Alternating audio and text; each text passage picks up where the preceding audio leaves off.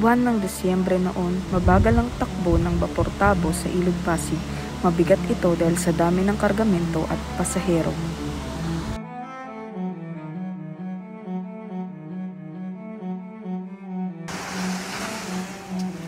Ay nako, nakita niyo ba itong suot ko? Walang-wala to sa mga suot mo. Nagkira talaga yung asawa ko, nilayasan na naman ako. Napakabagal talaga ng ilog ako, kaya napakabagal ng takbo eh. Hindi mo ba pwedeng bilisan yan, Kapitan? Patawad, pero hanggang dito lang yung kaya ng bapor. Ang lunas ay napakadali at walang magugugol na anuman. Walang dapat gawin kundi isang kanal mula sa pagpasok ng ilog hanggang sa paglabas ng Mangalagos sa Maynila. Hindi ako sang-ayon sa'yo, Ginoong Simeon. Napakalaking pera ang magugugol at masisirang kabahayanan.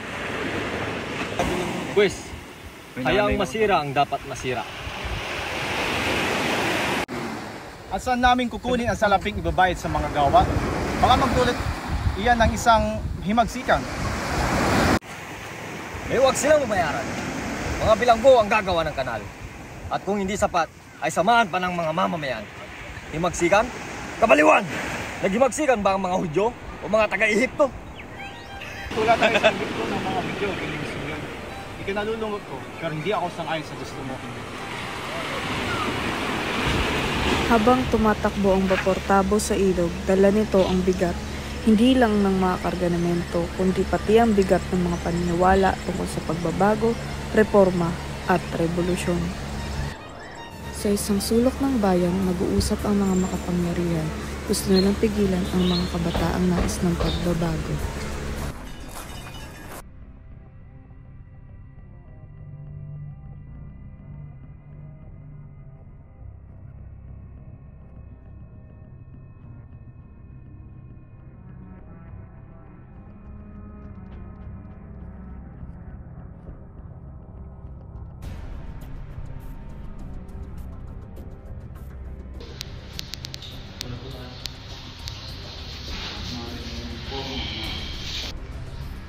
Araw-araw may bagong problema. Hindi ko na alam kung anong solusyon ang tama.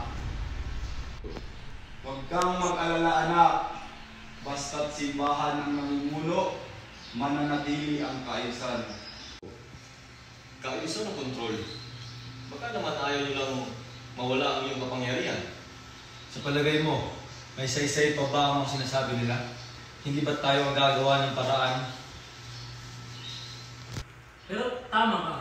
Pero kailangan natin tandaan na kaya natin gamitin ito para sa kahit anong paraan para manatili sa tama. Tama na. Tayong mahihirap na lang ang lagi mahihirapan. Ginagamit lang nila tayo. Dapat na tayong lumaban. Huli, alalahanin mong babae ka lang. Huwag mong sabihin alam mo ang lahat. Mga anak ko, disiplina ang ating kailangan. Hindi pwedeng puro tayo reklamo. Kailangan nating sumunod sa batas. Batas? Sino ba gumawa ng batas? Diba kayo rin? Hindi nyo binibigyan ng magkakataon magkapag-isip ang bayan. Tahimik si Basilio. Naalala niya ang kanyang ina. Ang hirap ng buhay ng mga tulad nila ay tila walang katapusan. Tanong niya sa sarili, kailan kaya darating ang tunay na pagbabago? Dumalaw si Simon kay Basilio sa kanyang bahay at siya ay may dalang lihim.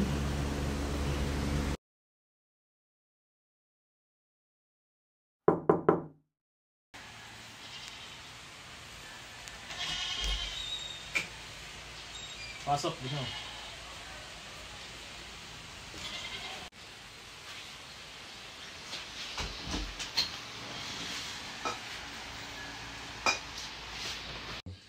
Ikaw nga si Ibarra, bakit ka nagbalik?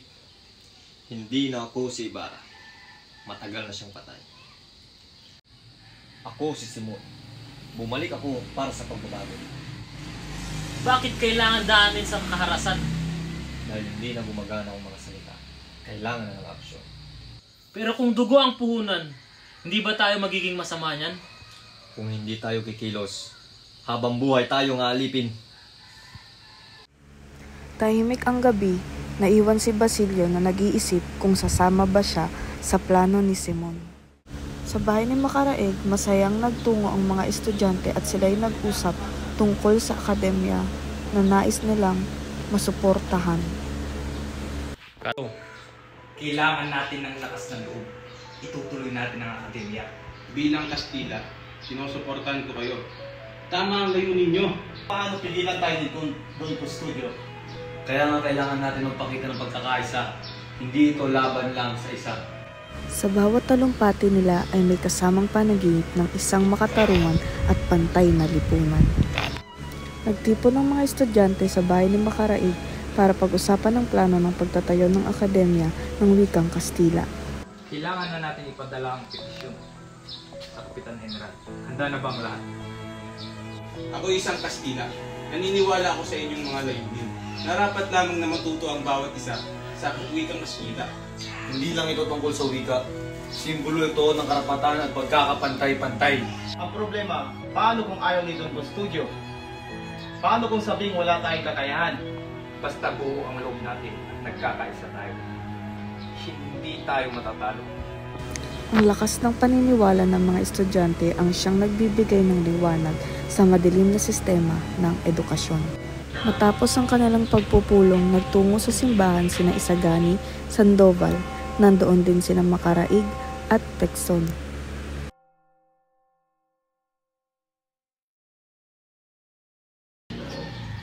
Bakit ganito?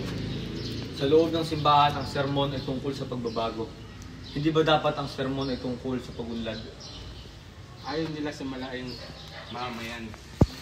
Ayaw nilang matuto tayo. Pero hindi tayo titigil. Tapos na ang panahon ng pananahin. Panahon na ng paninindigan. Pero sa tingin nyo kaya, papayag ng mga private na magkaroon tayo ng sariling akademya?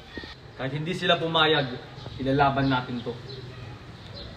Buo ang loob ng mga kabataan, hindi nila kailangan ng armas, sapat na ang kanilang tapang at pananalig.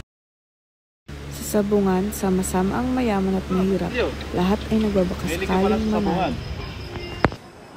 Hindi po. Gusto ko lang po malaman kung bakit mas mahalaga ito kaysa sa edukasyon para sa iba.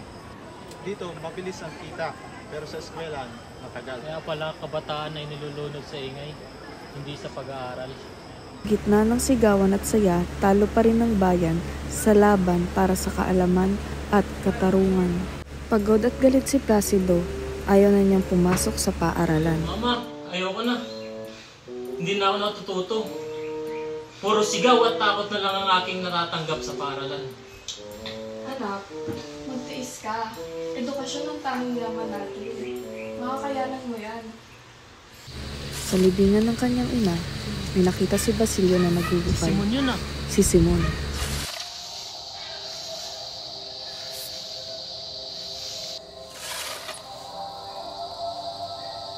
Sino yan? Ako to. Si Basilio.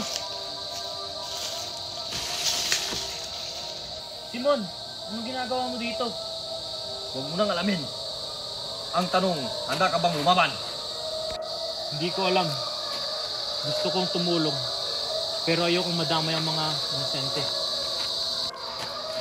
Minsan, kailangan ng galit para gisingin ang bayan. Sa gabi ng kanilang pagpupulong, mas naging seryoso ang usapan ng mga estudyante. May mga bulong-bulungan daw na hindi itutuloy ang akademya. Kung ganun, niloko lang tayo ni Don Custodio. Hindi talaga siya makikinig. Ang tanging alam lang niya ay pansariling kapakanan. Pero hindi ito ang wakas. Maaari pa tayong magreklamo sa mas mataas na otoridad. Nakulong si Basilio, dumalaw si Simon at Padre Florentino.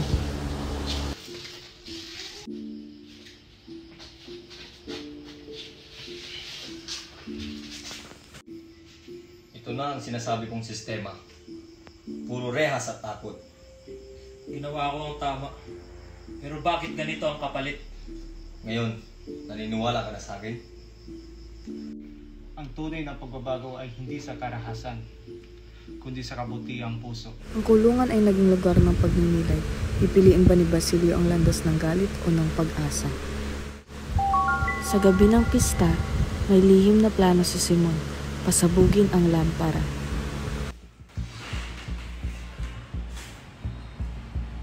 Ang ganda ng handa ngayon. Simon talaga. Lahat ng detalye ay importante, pati na ang kasiyahan. Simon, may naisip kang masamang balak. Hindi ito tama, Simon!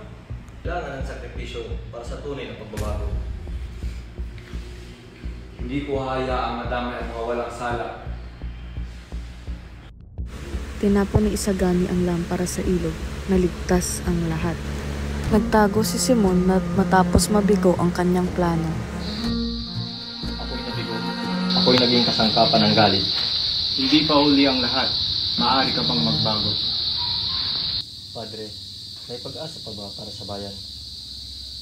Hanggat may kabataan, nagmamahal sa bayan, may pag-asa. Padre, mauna po ako.